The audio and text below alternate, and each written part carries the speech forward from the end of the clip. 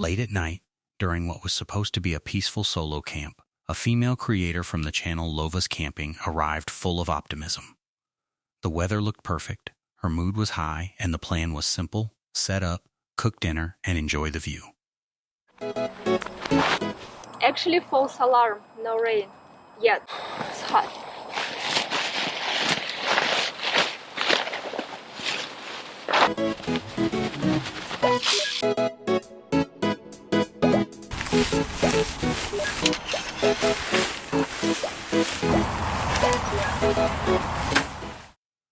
But from the start, nothing went right.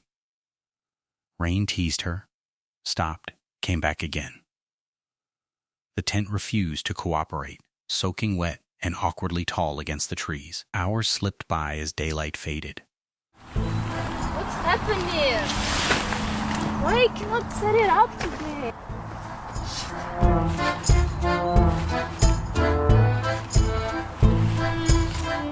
Hours later, the tent. See how wet it is?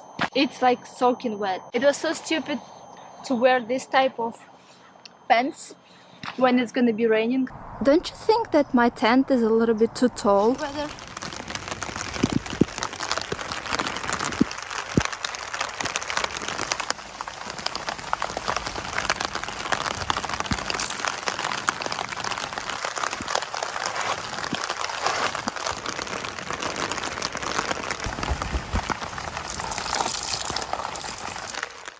When she finally finished setting up, she noticed something unsettling. People nearby, watching from a distance, close enough to be aware of her, but not close enough to approach. Amazing. So good. Where's my beer? I gotta open another one. Right? I finished everything. Okay, let's check potato. Oh, it's ready. It's ready. I feel it.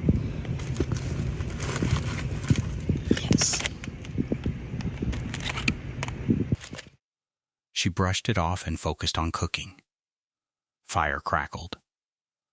Dinner turned out perfect. Beer opened. The night almost felt normal again.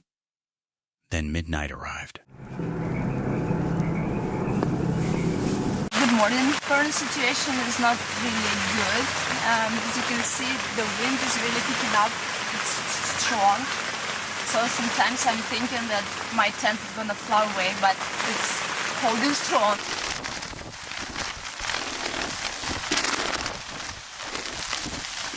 I don't have all the stakes for this tent. I lost some and I don't think...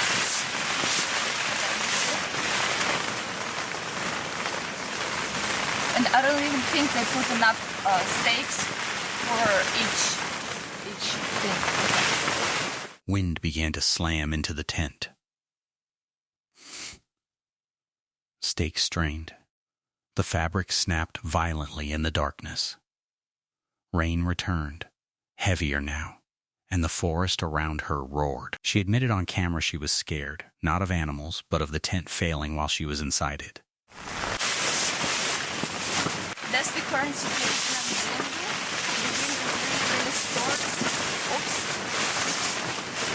It's raining. Oh my god. I gotta go. Yeah, it's better if I pack my things. I gotta go. I think I'm fine. Okay. Bye guys.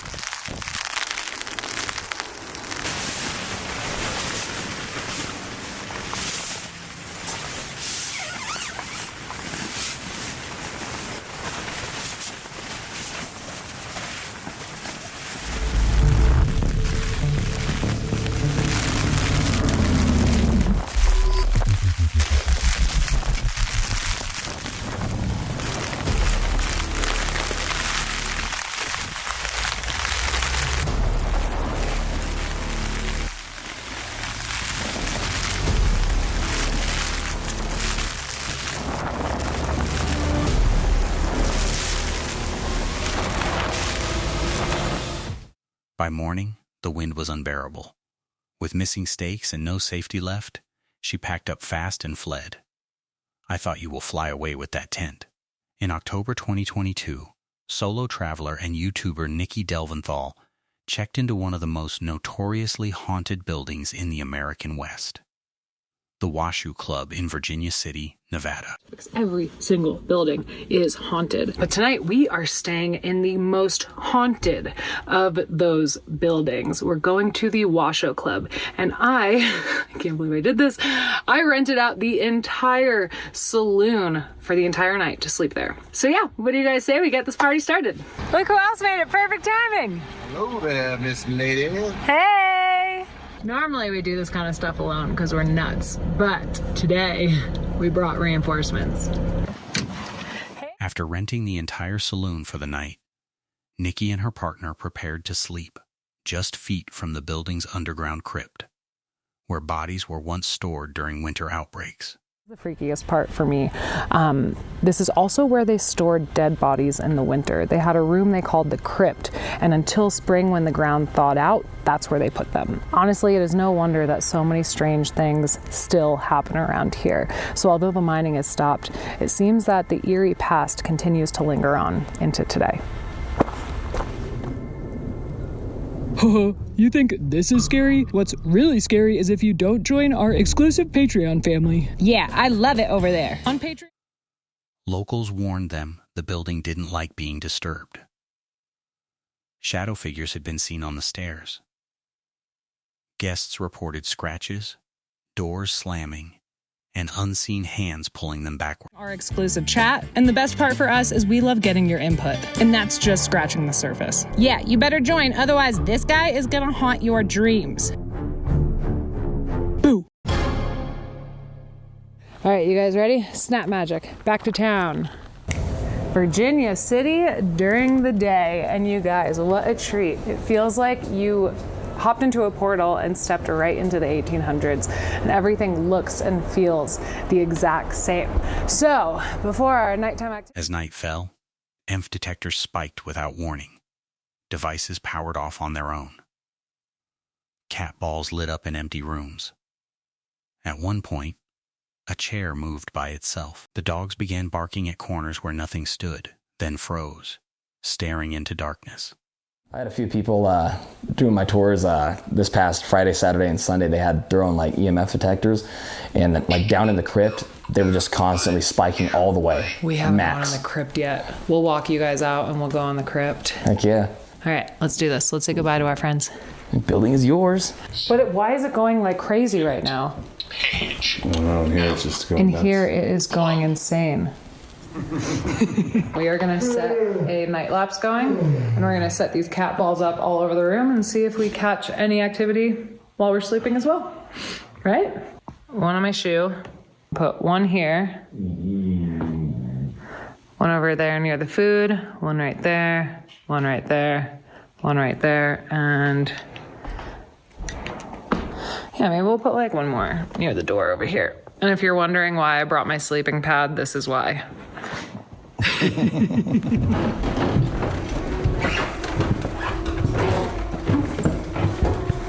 Can you shine the light in here? Whoa.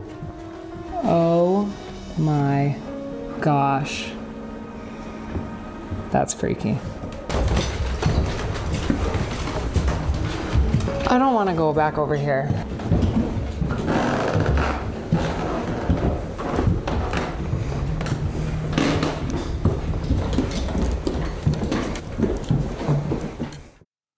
Later, footsteps echoed above them, running, pacing, stopping directly over the crypt door. Nikki woke repeatedly, convinced someone was standing just outside. And then you'll hear footsteps go back and forth. So if I actually have a picture of that, I can send to you as well, of some leaning around the corner. So we were closing up the building, and I was doing my rounds, making sure no one's getting locked in the building, because I don't want to lock people in here. That'd be insane. They drink all of my booze, right?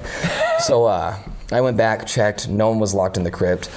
Came out, turned off the TV that we have, playing that documentary on it. And as I went to go walk towards the doors, it's like a woman. By morning, no one had entered the building. They left shaken, realizing something had shared that night with them. Oh, that's the good stuff. Oh, God. Oh, yeah, that's right. Okay guys, now that we have food, coffee, and our pocket cookies, let's talk about last night. Let's forget about last night. So at one point in the middle of the night, Camper went darting across the room, barking at something. And Chasing off a then, ghost. like, he was so concerned. He was protecting her all night. Yeah, I woke up like probably 13 times. And he was just standing above me, like watching me and guarding me. He was really concerned. But Nikki wouldn't let me fall asleep because she kept hearing things, and she's like, "Did you hear that?" And I'm like, "No, I was asleep." She's like, "You can't go to sleep yet." well, in my defense, slamming of doors, at one point it sounded like someone was at the door at the crypt. Ooh. That's why it was so scary. It was like in the room. Sad I missed that. Oh my goodness, it ruined me. Woke him up. But then at one point it sounded like people running across the room. Children's feet. Yeah, it was like they were running all over. Long story short, did we see anything with our own eyes yesterday? No. We'll have to replay the footage. But is there something there? There's creepy vibe. 100%. Not every haunting wants to be seen. Some just want you to know you were never alone. Late one night in Quartzsite, Arizona, wandering gypsy thought the biggest threat would be desert rain and flash flooding. She had parked her bus carefully, far from washes, checking forecasts and watching dark clouds roll across the horizon.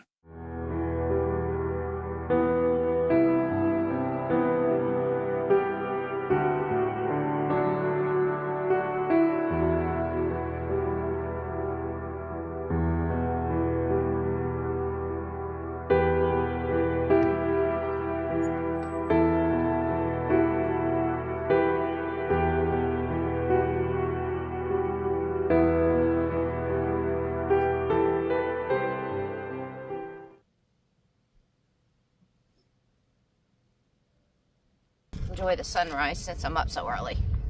But I'm just going to I'm going to put this just underneath the bus right here.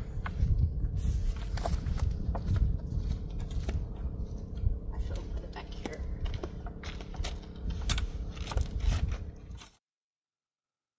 The day passed with heavy wind, false alarms, and scattered sprinkles. By nightfall, everything seemed calm. She went to sleep believing the storm had missed her. 10 o'clock, same thing. 11 o'clock, it was 90-something%. And right now, we just got some sprinkles. And all day today, because it changed, it says we have 100% chance of rain.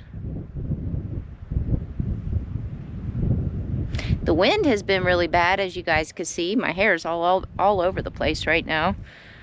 But yeah, it's been very high winds. But not 100% chance of rain. How am I supposed? But sometime after midnight, she woke to use the restroom. When she laid back down and glanced up at the ceiling of her bus, her heart stopped. A tarantula was clinging directly above her head. Not outside, not near the door. Inside, inches from her face. There's rattlesnakes, tarantulas, scorpions, the wildlife. There's coyotes all over the place. So you always have to be aware. When you're walking around out here in the desert, like the other day when I went to go do a hike, you definitely need to constantly look at the ground when you're walking. These rattlesnakes blend in with these rocks. Frozen in fear, her mind raced. Tarantulas can jump. They're fast. If it fell, it would land on her bed or her face. Screaming in the dark, alone in the desert, she acted on instinct. The spider was gone, but the fear wasn't. The scorpions, and so does some of the tarantulas. So, what happened to me last night? Well, in the middle of the night last night, I got up to use the restroom. And when I got up to use the restroom, I lay back down in this bed. And when I laid back down in this bed, I laid down like this, where my head looked right up there as I was laying on my back. For hours afterward, she couldn't sleep. Every itch felt imagined. Every shadow looked like movement. She later admitted something chilling. The desert didn't scare her that night. And I do apologize for killing the spider, but I was freaking out, and how my friend didn't hear me screaming, because I screamed a lot. I screamed when I hit the spider. I screamed when I saw the spider. What terrified her was how easily something unseen slipped inside while she slept. I hate spiders too. Glad you killed it. Be happy. You did good. Late afternoon, while traveling through a remote wildlife reserve, creator Hannah Lee Duggan believed she'd finally found the kind of camping she loved.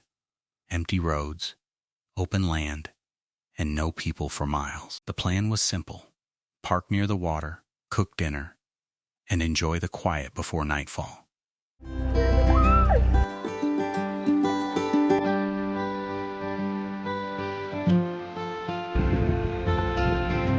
Like, look at how National Geographic this looks. Oh my god.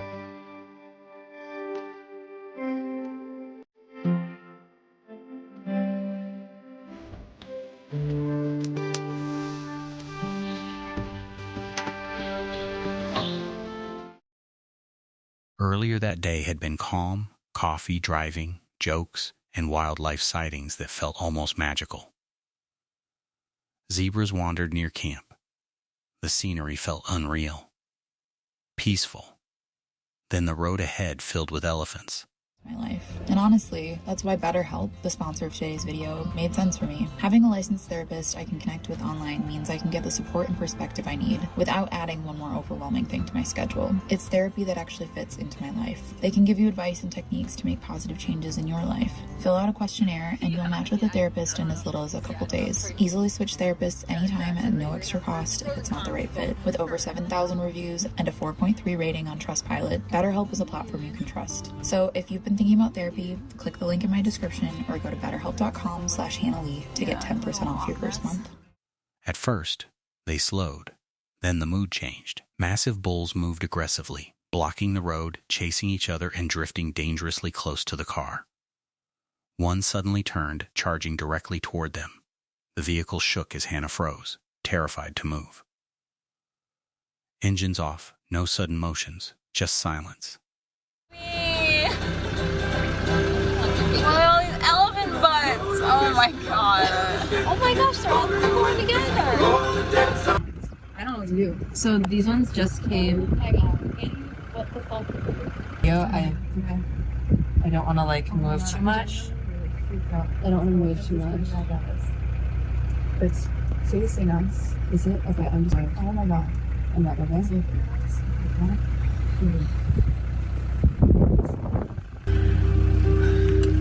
This is really scary. I think we need to just not move, is what I think we need to do. Holy shit.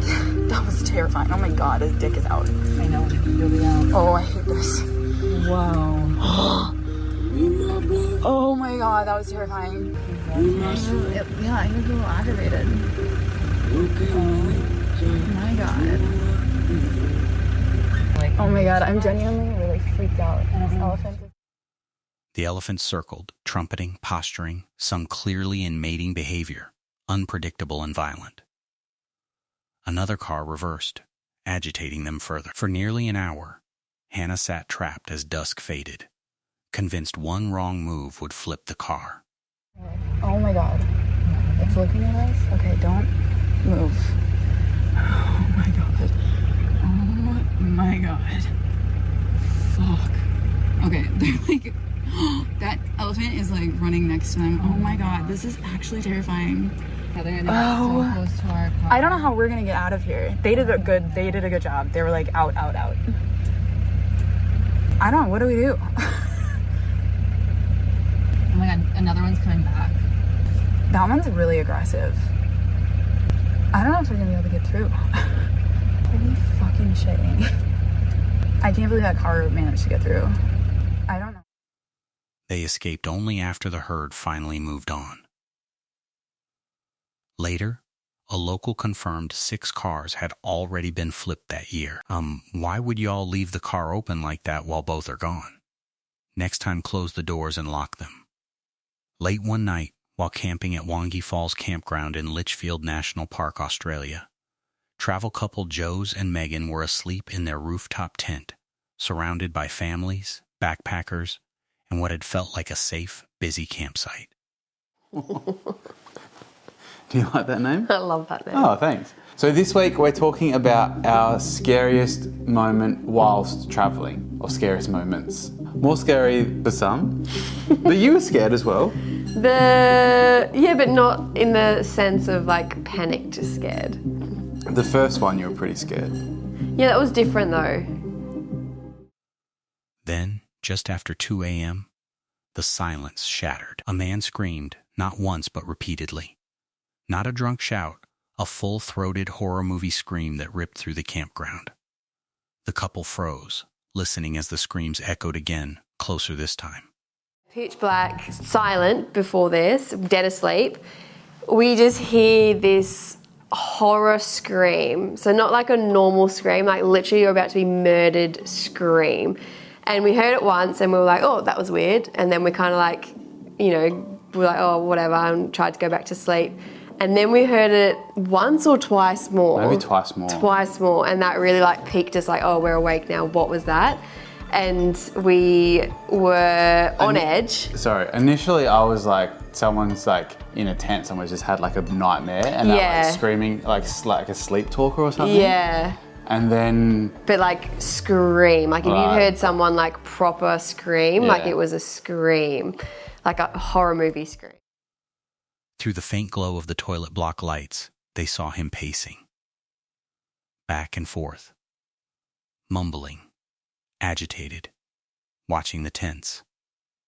Another camper stepped out to check on him, then quickly backed away. Suddenly, a bit of a light there, and all I could see was someone like pacing, like up and down in front of that.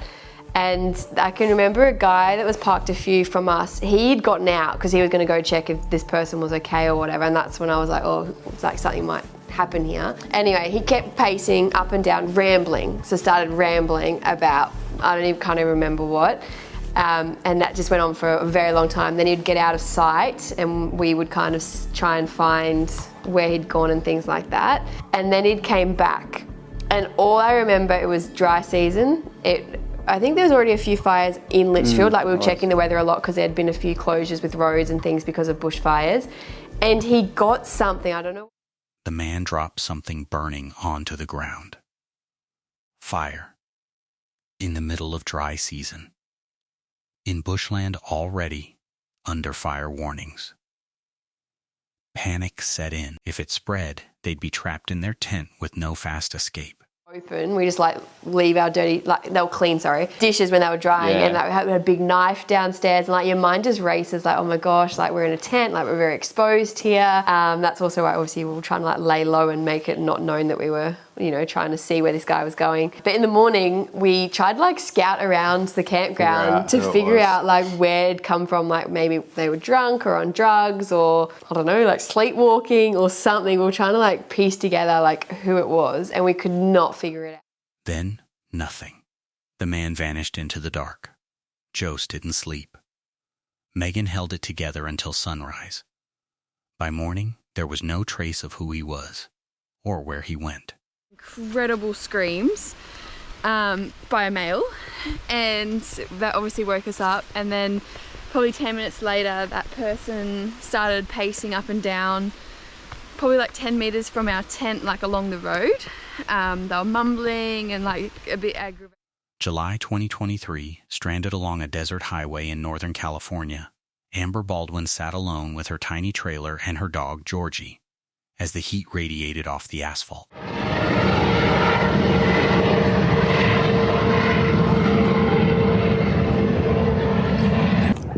How you doing, Georgie?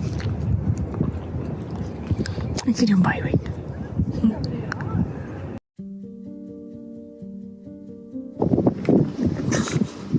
This truck is huge. Holy cow. Look at that thing. It's got 2 step-ups.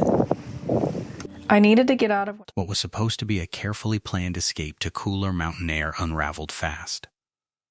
Her SUV began shaking violently while climbing toward Mammoth Lakes. 95, leaving Carson City, and my SUV engine light came on. SUV started shaking. It acted like it was going to die, so I pulled over very quickly. Thankfully, there was a spot to pull over, but I mean, I am still on the highway a little bit. You can see like how close I am. But everybody's going uphill, so hopefully they're not too fast. Warning lights flashed. Power dropped. She barely managed to pull onto the shoulder, still dangerously close to traffic, before the engine died completely. For hours, Amber waited. Semi-trucks thundered past, rocking the trailer with every blast of wind. The sun climbed higher. The temperature inside crept upward. Cell service was spotty. Help kept getting delayed. 10,000 miles, you're supposed to get these things repacked, and at 5,000 miles, you're supposed to lube them, which I did. That's when I was in New York last year. You guys didn't know about that. And then I'm headed out to a very long day of driving towards Reno, Nevada, even though it's hotter than Hades over there. I'm still going because that's not my ultimate destination, but I'll arrive probably around dark, and it'll hopefully be cooling off then, and I'll just have to deal with it for the night. And Georgie's ready too, aren't you, baby? You ready to go on a ride? Yes, I know you love it.